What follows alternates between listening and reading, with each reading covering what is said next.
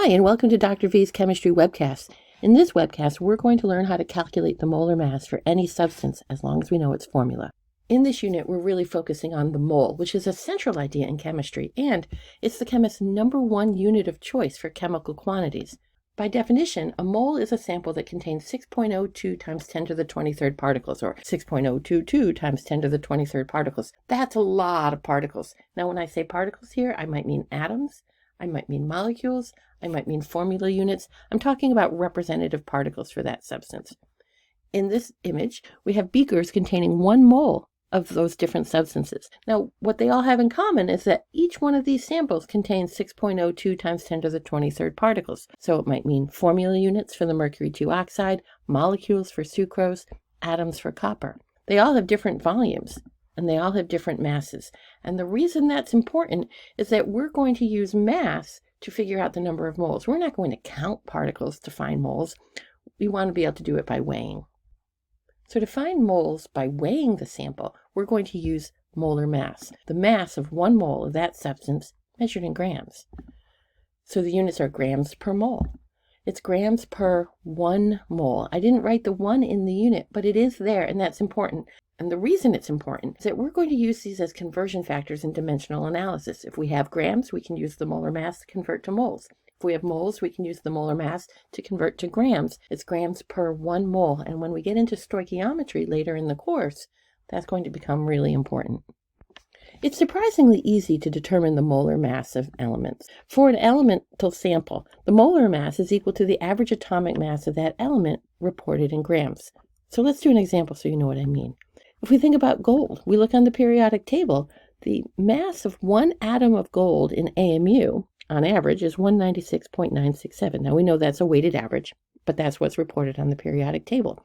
And the way Avogadro's number works out, and the way that the AMU is defined in terms of kilograms, it means the mass of 1 mole of gold is also 196.967 grams per mole. So 1 atom is 196.967 AMU. A mole is 196.967 grams of gold in 1 mole. Similarly, if we look at palladium, it's got an average atomic mass of 106.42 AMU, and its molar mass is 106.42 grams per 1 mole of palladium. To find the molar mass of a compound, we need to look at the periodic table and get the average atomic masses for each atom, and then add them all up. So if we work with a really simple example, water, there are 2 hydrogen atoms, and each hydrogen atom has a mass of 1.008 AMU. So that gives us 2.016 grams. And then 1 oxygen has an average atomic mass of 16.00 AMU, and so that's 16.00. I add them up, I get 18.01 grams per mole. And I wanted to share a pro tip with you.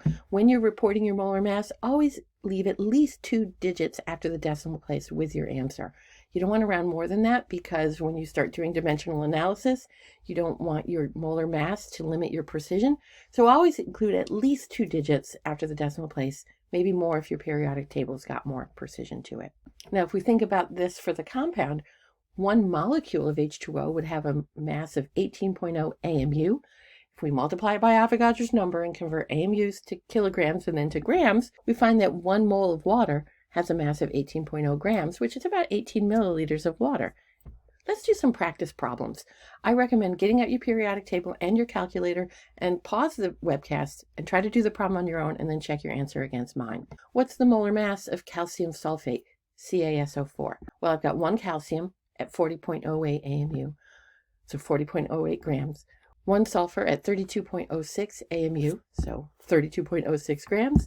And 4 oxygens at 16 AMU each, so that gives me 64. I add them all up, I get 136.14 grams per mole.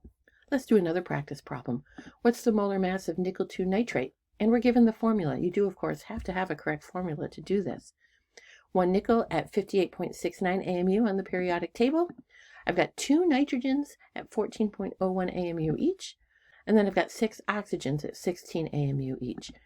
I do all that, I add them up, I get 182.71 grams per mole. Let's do one final problem.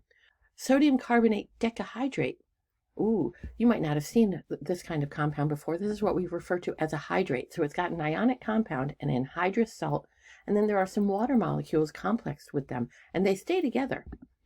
let's start with the molar mass of the anhydrous salt. I've got 2 sodiums, all right, at 22.98 AMU each. I've got 1 carbon at 12.01 AMU, and I've got 3 oxygens at 16 each. So that's the mass of just the anhydrous salt part, and that's fine, just like what we were doing. But now let's talk about the waters of hydration. We have 10 waters of hydration. So that 10 applies to the H and to that O in the water. So I've got 20 hydrogens at 1.008 AMU each, and then 10 oxygens at 16 AMU each. And so I have to add up all of these together to get the overall molar mass of the hydrate. And I get 286.13 grams per mole. At this point, you should be able to write the molar mass for any compound as long as you know its formula. If you found this webcast to be helpful, let me know. Subscribe to my channel, like the video, and leave a comment. Study chemistry every day. That's how you get better.